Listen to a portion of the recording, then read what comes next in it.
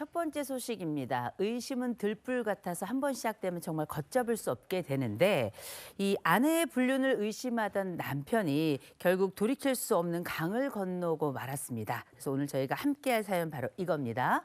몰래 친자 검사까지 한 남편. 아유. 참을 수 없어요. 자, 어떤 사연인지 꽁트로 먼저 만나보시죠. 여러분 혹시 창살 없는 감옥이란 말 아세요? 365일 매일매일을 저는 감시당하는 기분으로 감옥 속에 살고 있습니다. 감시하는 사람이 누구냐고요? 바로 제 남편입니다. 예, 여보세요? 여보? 아니 대체 왜 이렇게 전화를 늦게 받는 거야?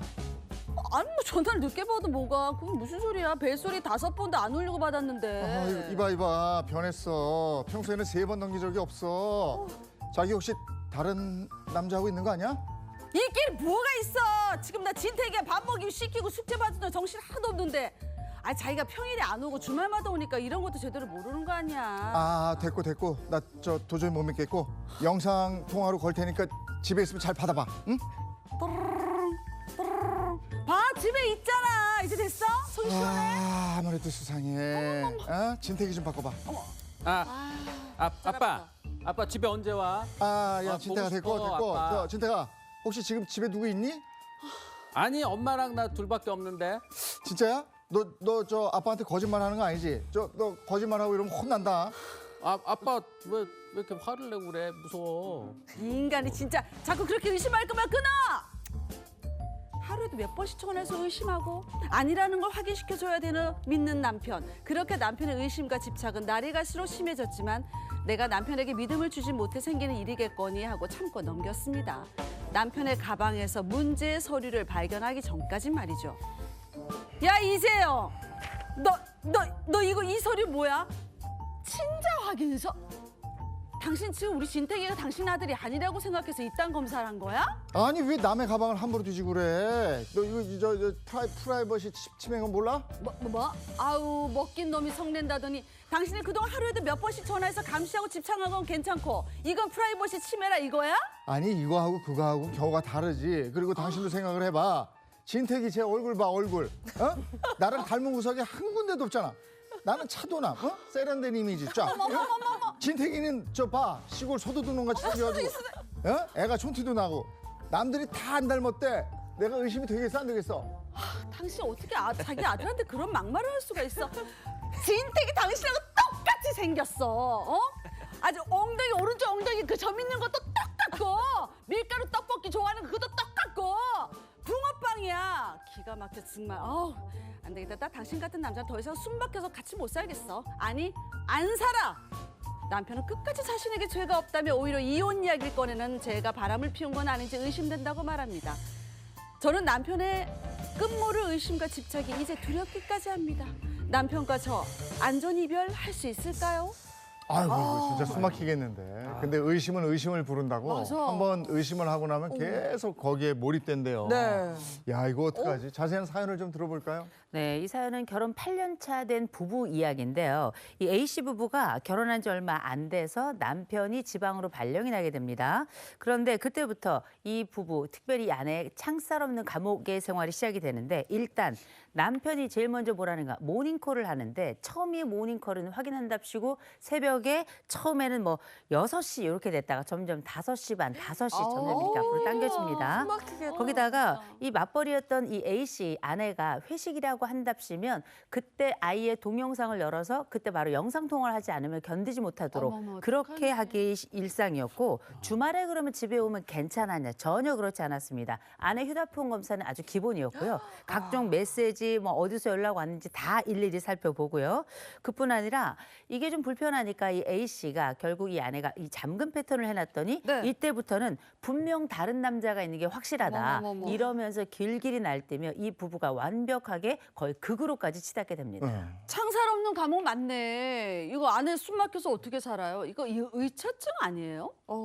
근데 이게 다가 아니라면서 한 발 더 나아가서 그 유전자 검사 뭐 이런 얘기가 있던데요? 와. 네, 말씀하신 대로 이 남편은 여기서 멈추지 않고 한 발 더 나아가게 됩니다. 일단 이 A 씨가 남편 가방에서 충격적인 것을 발견하게 되는데요. 이게 바로 유전자 검사 용지였습니다. 근데 이 외도를 의심한 남편이 아이와 또 자기 친자 확인 검사를 한 건데 여기에 이 A 씨가 자신의 외도를 끊임없이 의심하고 확인하는 이 남편의 의처증 때문에 이혼을 하고 싶지만 이 남편이 뭐라 그러냐. 거봐라. 네가 뭔가 잘못한 게 있으니까 원하는 거 아니냐. 그러니 나는 이혼을 절대 해줄 수 없다라고 맞서게 된 사연입니다. 급기야 전부터 그랬다고 생각하고 자식이 내 자식이 아닐 것이다 해서 유전자 검사까지 했단 말이에요. 맞아요. 근데 이렇게 배우자를 의심하는 사례가 실제 상담에서도 많이 있습니까? 너무 많습니다. 깜짝 그렇구나. 놀랄 정도인데 와. 정말 심한 경우는 아내가 밖에 나가서 잠시 마트를 갔다 오잖아요. 네. 그러면 옷을 홀딱 벗기고 온몸 검사를 다 합니다. 뭐야?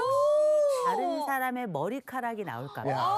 그건 아니다. 그러면 이제 예를 들어서 우리가 지나다 보면 머리가 왜 짧은 것도 있고 긴 것도 있는데 이 사람 머리가 아니다 싶으면 그때부터는 뭐 말할 수 없는 폭력이 시작이 되는 거죠.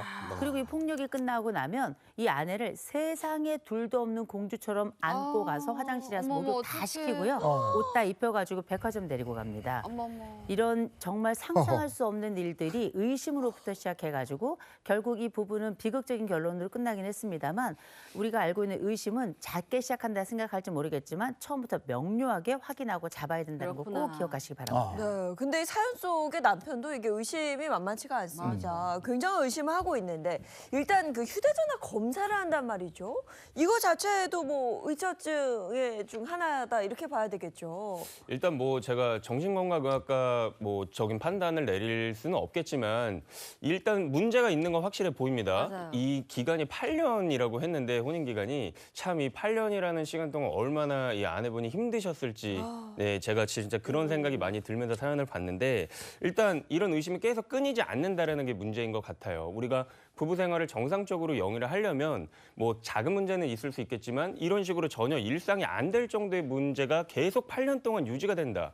이러면 이거는 진짜 심각하게 좀 이 문제로 인해서 이혼을 고려를 할 수도 있는 그리고 법정 다툼으로도 갈 수도 있는 그런 문제 소지는 분명히 있다고 보여집니다. 근데 아내는 남편과 이혼을 원하고 있는데 남편은 이혼을 원하지 않는단 말이에요. 그럼 이혼 성립 이거 어떻게 될까 싶어요? 사실 우리 사연처럼 이 정도의 의처증, 의부증 갖고 있다고 하면은 결혼 생활 유지하기 굉장히 어려워 보이죠. 그럼요. 하지만 우리 법원에서는 단순히 치료나 상담을 요하는 네. 그런 정신과적인 질병을 겪고 있다고 해서 바로 이혼 사유에 해당한다 이렇게 보지는 않습니다.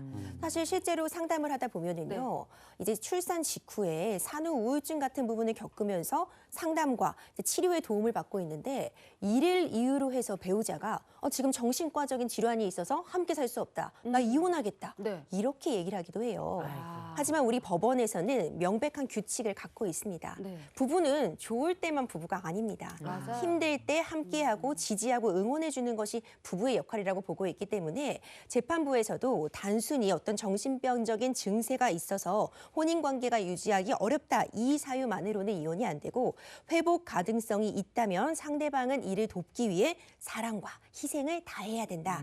이렇게 지금 판시를 하고 있습니다. 그렇기 때문에 경우에 따라서는 정신과적 질환을 겪고 있다고 해서 네. 바로 이혼이 되지 않고 기각이 되는 사례들도 존재는 합니다.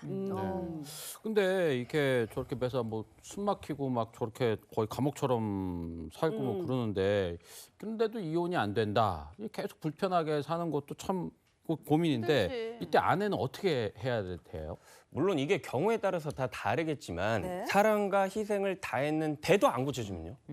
그럴 수도 있잖아요. 맞아요. 예, 정말 이 남편이 병이 있는 거예요. 정신병이 있어요. 그래서 사랑과 희생을 다 했는데도 전혀 고쳐지지 않아요. 예를 들어서 고치려는 노력조차 하지 않는다. 예를 들어 남편이 그러면 당신한테는 어떤 뭐 정신병력적인 문제가 있으니까 그럼 함께 치료를 받자. 네. 그래서 사랑과 희생으로 함께 노력을 해보자라고 했는데 그 치료를 전혀 받지 않고 계속 거부를 한다라던가 이런 식으로 해서 이 부부의 삶이 계속해서 이 어떤 의심 증상으로 인해서 문제가 끊이지 않는다면 이런 부부는 글쎄요 그 혼인 관계 자체를 존속하게 할 수 있는 그런 어려움이 존속할 수 없게 하는 그런 어려움이 있다라고 보여지기 때문에 재판상 이혼 청구의 사유가 될 수도 있다라고 보여집니다. 아니 그리고 이번 사연에서는 아내의 외도를 의심하다 못해서 자식까지 내 자식이 아닌 것 같다라고 의심해서 친자 확인 검사를 했단 말이에요.